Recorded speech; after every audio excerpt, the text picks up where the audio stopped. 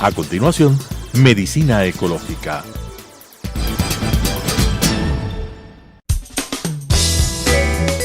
Clasificación A. Apto para todo público.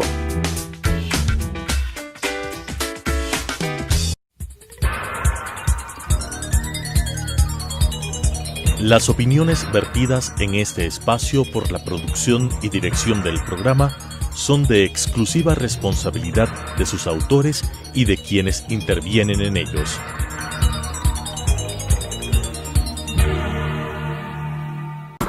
Telesucesos Canal 29 UHF presenta Medicina Ecológica, un nuevo enfoque de la salud pública diseñado especialmente para mejorar la salud de todos los habitantes en armonía con la naturaleza.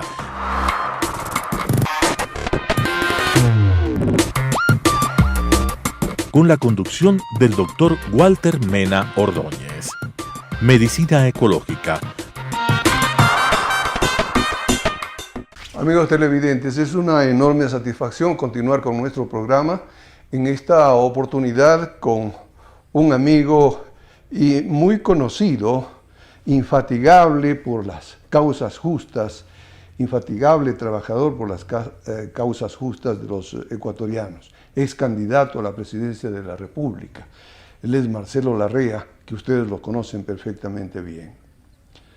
En esta oportunidad, cosa un poco extraña en medicina ecológica, hacemos una entrevista relacionada con Galápagos, puesto que Galápagos es un ecosistema marino, un ecosistema que tiene mucho que ver con el desarrollo sostenible del Ecuador y por supuesto con la salud de todos los ecuatorianos, con la salud de los ecuatorianos, de la economía y de todos los aspectos que dicen relación al desarrollo sostenible. Hagamos una pequeña introducción en torno al tema de Galápagos. Un ligero recuento histórico. En 1535, Fray Bartolomé, no es Fray Bartolomé de las Casas, no es Fray Tomás de Berlanga, descubrió las Islas Galápagos. En 1831, Darwin, el científico inglés, hizo posible la teoría de la evolución de las especies, investigando la flora y la fauna de las islas. Los presidentes ecuatorianos en su momento han hecho más o menos algo por las islas, pero es necesario destacar el papel que le tocó a Isidro Ayora, jugar a Isidro Ayora y a Vaquerizo Moreno. En honor a ellos, dos puertos importantes de las islas llevan su nombre.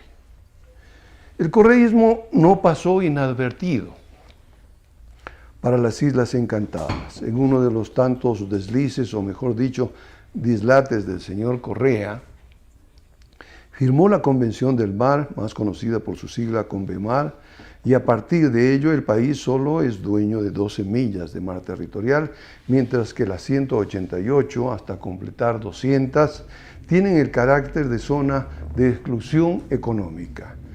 Esto en términos prácticos significa entregar en bandeja de plata la inmensa riqueza marítima continental e insular a las potencias pesqueras internacionales y a perder más de 1 millón de kilómetros cuadrados de mar territorial.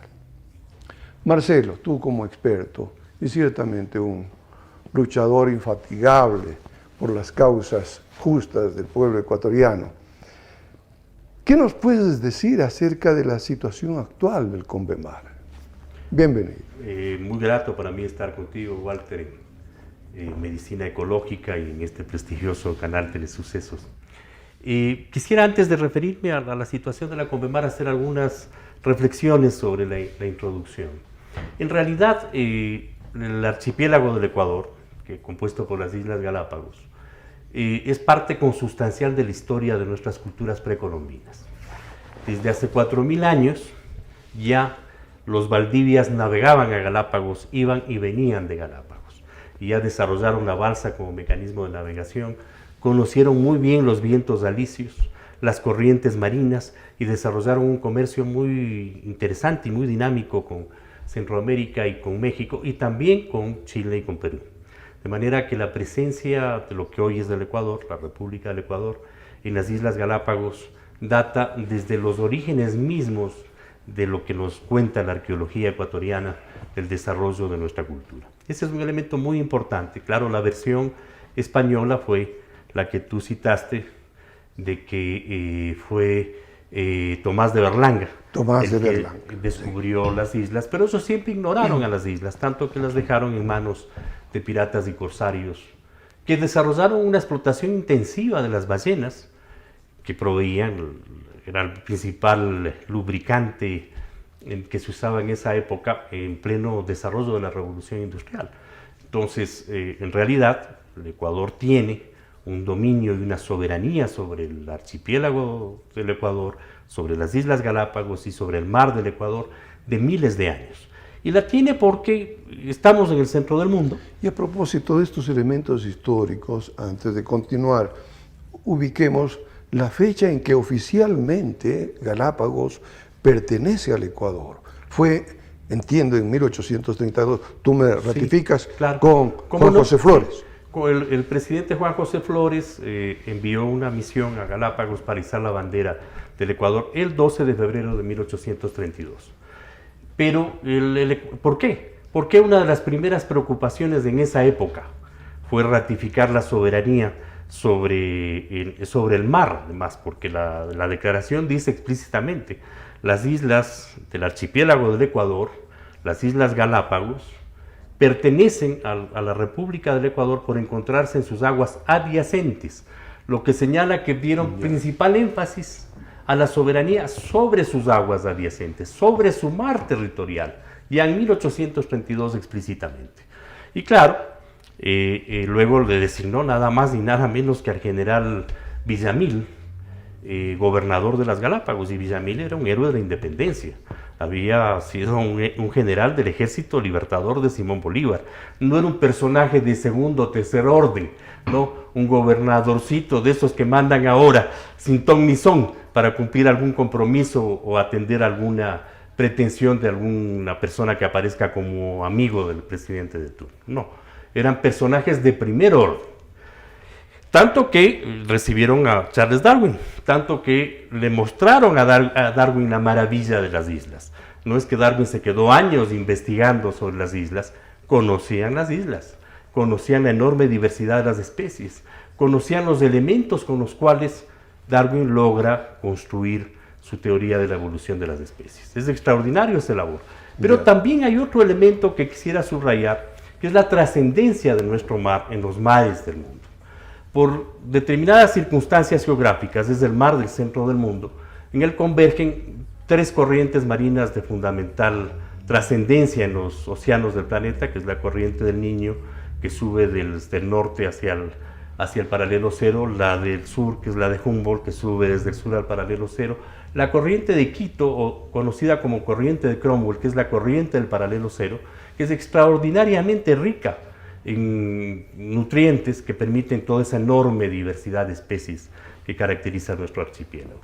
Y que además es equivalente a unas 1.700 veces del río Mississippi y viaja a una extraordinaria velocidad de occidente a oriente. Ellos las conocían, los Valdivias ya las conocían hace 4.000 años.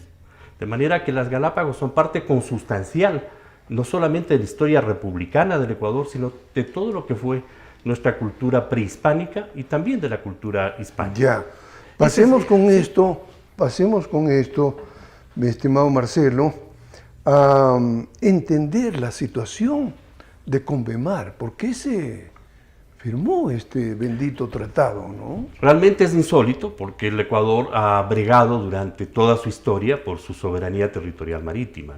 No solamente que suscribió la Declaración de Santiago en el año de 1952 con Perú y Chile, precisamente para prevenir los asaltos pesqueros en contra de nuestras especies, para proteger sus recursos marinos, para proteger su diversidad de especies biológicas extraordinaria en el planeta, se estableció la Declaración de Santiago, en la que claramente se señala la soberanía territorial marítima sobre 200 millas de mar insular y continental. Esa Declaración de Santiago tiene el valor de un tratado internacional válido, fue inscrito y presentado ante el secretario general de las Naciones Unidas, sometido a impugnación mundial, nunca fue impugnado, es ley universal, nos garantiza plenamente la soberanía territorial marítima como ley universal, más allá de los legítimos derechos de autodeterminación nacional que pertenecen a todas las naciones y también a la República del Ecuador. De manera que, desde el punto de vista jurídico, es tan indiscutible la soberanía territorial marítima sobre 200 millas, que en el año de 1971 Ecuador le ganó la guerra del atún a Estados Unidos, aspecto que se han olvidado en la memoria de muchos ecuatorianos, y que el señor Correa evidentemente se olvidó cuando decidió, o se olvidó deliberadamente cuando se decidió adherirse a la CONVEMAR. Pero entonces la Marina ecuatoriana heroicamente detuvo a 154 buques pesqueros norteamericanos obrando en faenas en nuestras aguas territoriales. Y el gobierno de Velasco Ibarra tuvo el acierto y la inteligencia diplomática de derrotarle a Estados Unidos en la OEA 22-1 al gobierno de Richard Nixon, obligándolo a reconocer expresamente los plenos derechos soberanos del Ecuador sobre sus 200 millas de mar. Ni la Marina ecuatoriana, que está obrando muy mal ahora, ni la diplomacia ecuatoriana pueden omitir estos acontecimientos. Y no son los únicos.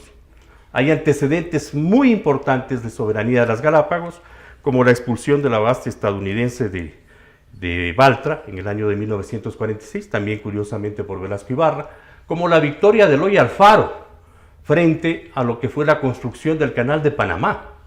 La victoria de Alfaro es extraordinaria, logra vencer a Francia, a dos grandes potencias mundiales, Francia y Estados Unidos, que querían comprar las Islas Galápagos. Declara la neutralidad frente a Francia y frente a Estados Unidos, y se niega a vender y a negociar y darles ninguna concesión, ninguna cesión territorial de ninguna naturaleza, ni siquiera un puerto, a ninguna de las dos potencias que estaban peleando por cuál de ellas construía el Canal de Panamá. Originalmente Francia había tenido la concesión de Colombia para la construcción del Canal de Panamá, y Francia fue derrotada por Estados Unidos al cambio de $40 millones, y la República de Colombia fue fraccionada, dividida, mutilada, y se creó la República de Panamá. Pero gracias a la diplomacia y la inteligencia de Alfaro y de sus compañeros, el Ecuador quedó indemne de una confrontación de esas grandes dimensiones en las que se llevó adelante finalmente la construcción del Canal de Panamá. Y hay otros antecedentes. Urbina enfrentó la pretensión de Estados Unidos de lograr una concesión en las Islas Galápagos, recibir un préstamo de $3 millones y además recibir el protectorado de Estados Unidos.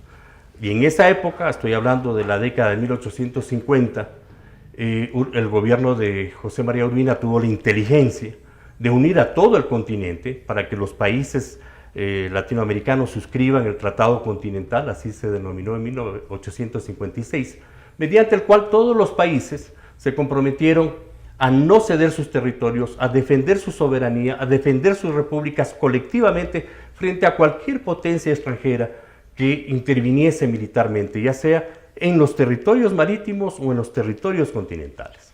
De manera que estos episodios de la historia es imperdonable que la Cancillería ecuatoriana se haya olvidado. Son las mejores páginas de la diplomacia ecuatoriana. Es más, son una lección de diplomacia al mundo entero, que un país tan pequeñito como el Ecuador haya podido batirse con Francia y con Estados Unidos a inicios del siglo XX, y que haya podido derrotar a Estados Unidos en el siglo XIX y en el siglo XX en la Guerra del Atún. De manera que este país no puede llegar a un estado de indefensión tan grave como al que le condenó el señor Correa cuando se adhiere a la CONVEMAR, cuyo artículo 3 establece expresamente que la CONVEMAR no reconoce un mar territorial más allá de 12 millas a ningún país ribereño, lo cual significa una renuncia implícita a nuestra soberanía territorial sobre 188 millas, y como bien lo dijiste tú, Walter, esta es una cifra equivalente a 1 millón de kilómetros cuadrados de extensión territorial, lo que son 4 veces el territorio continental. Y esa es la causa de la operación despiadada de la gigantesca flota de barcos chinos, que se estima han sido 360, otros años han sido 400, 500, 600, y de otros países del mundo, que se llevan millones de toneladas de peces, montañas y montañas de peces. A propósito de esto, ¿no? Existe toda una historia de defensa del mar territorial, como tú lo has indicado, ¿no es cierto? ¿Qué hacer ya específicamente a efectos de recuperar esta riqueza para el Ecuador, para la soberanía ecuatoriana? Bueno, ¿qué hacer para que no siga la expoliación de chinos y conchinchinos? Así es, sí. De la China y la conchinchina, así es, realmente. Bueno, hay una salida, evidentemente, pero quisiera subrayar dos detallitos. Estamos hablando de una pesca de millones de toneladas, no menos de 10 a 40, 50, 60 millones de toneladas al año. Nos están literalmente quitando, sí, que son recursos que nos pertenecen a todos los ecuatorianos. ¿Cuál es el valor económico de esas cifras? No menos de 40.000 millones de dólares al año. Y pueden estar sobre los 100.000 millones de dólares al año. Es importante que quienes nos están escuchando lo sepan, porque no solamente tenemos la obligación de defender a nuestras especies marinas, al tiburón ballena esperanza, a los tiburones martillo, a las orcas, a los caballitos de mar, que nos corresponde defenderlos. Eso no quiere decir que no puedan ser pescados, tendrán que ser pescados cuando la lógica de la vida así lo determina, pero tienen que vivir y tienen que llegar al estado de madurez para el efecto. Pero toda esa enorme riqueza que nos están depredando, que nos están destruyendo nuestro ecosistema del mar del centro del mundo, está unida a un convenio internacional al que se adhirió el señor Correa, que tiene la gravedad de condenarnos a un mar irrisorio e insignificante de 12 millas. Pero hay una salida. Como todo convenio internacional, los países soberanos tienen el derecho de adherirse y tienen el derecho de separarse, porque ningún convenio internacional puede estar por encima de la soberanía de las naciones. De manera que lo que hay que exigirlo, y lo he planteado varias veces, y lo vuelvo a hacer mediante este programa, es que al presidente Moreno, que escriba algo digno en la historia de este país y denuncie a la Conmemar.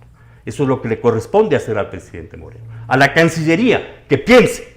Es imposible que el Ecuador no tenga una Cancillería que piense sobre la historia de su nación y que la proteja y la defienda diplomáticamente, con la misma sutileza e inteligencia que durante 200 años la diplomacia ecuatoriana la ha defendido. Y a la Marina ecuatoriana de igual manera.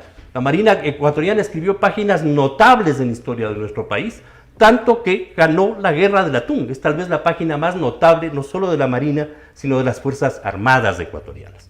Que no nos venga a decir el señor ministro de Defensa que ahora con la Conmemar hay 168 países que nos protegen. Nadie los ha visto. Todos hemos visto a los buques pesqueros chinos depredando nuestros mares y nadie ha visto a los 668 países y el Ecuador no los necesita, no los ha necesitado durante 200 años, siendo un país pionero en el derecho marítimo internacional y marcando hitos fundamentales en el desarrollo de relaciones internacionales equilibradas y respetuosas de la soberanía y la autodeterminación de las naciones.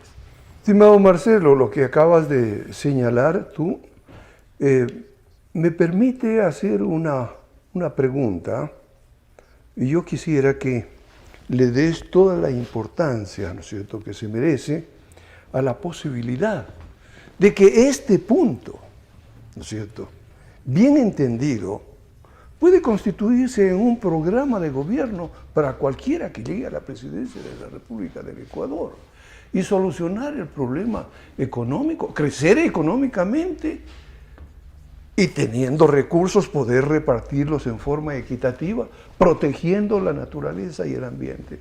Evidentemente. En términos intergeneracionales, además. Así es.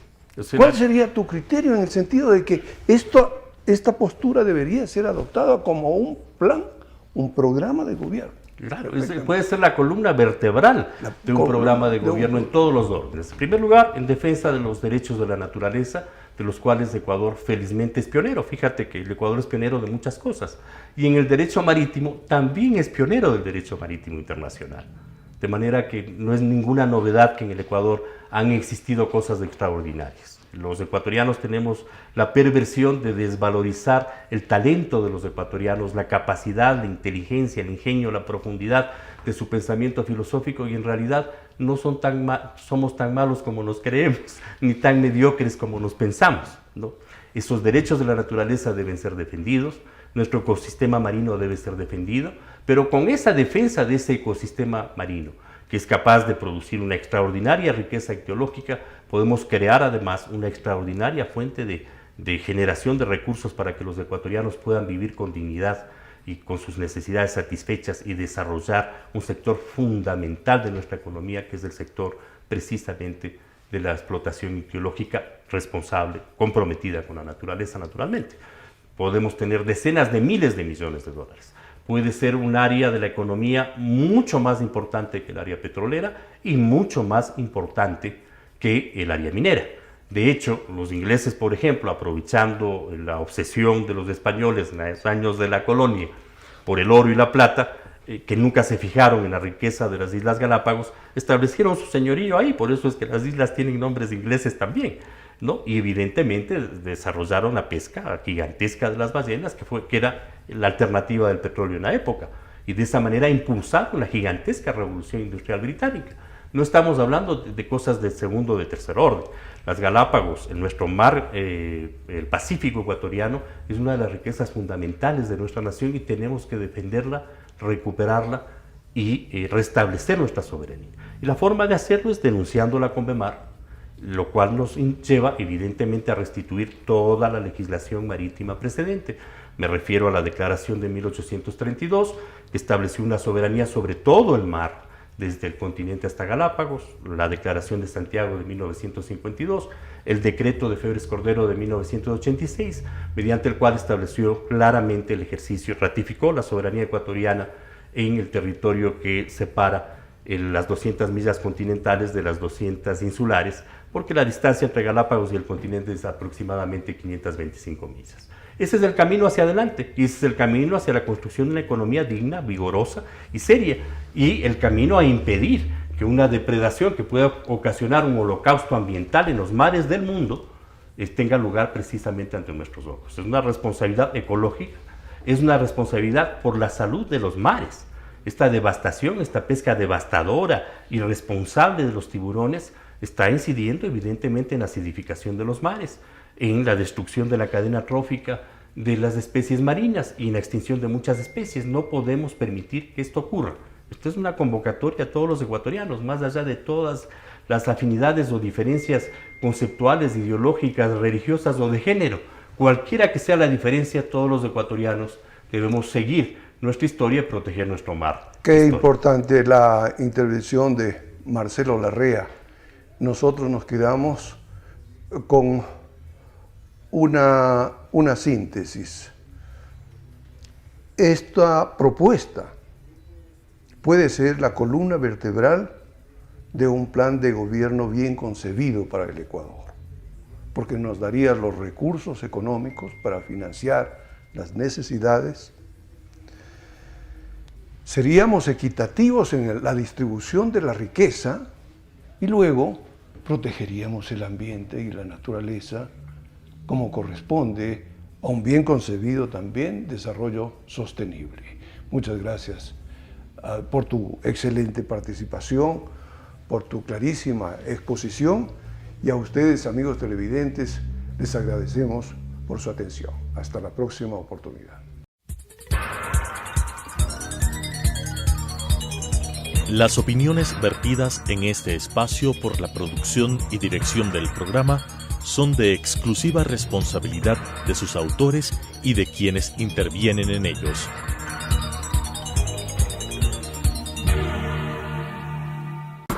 Telesucesos Canal 29 UHF presentó Medicina Ecológica, un nuevo enfoque de la salud pública diseñado especialmente para mejorar la salud de todos los habitantes en armonía con la naturaleza.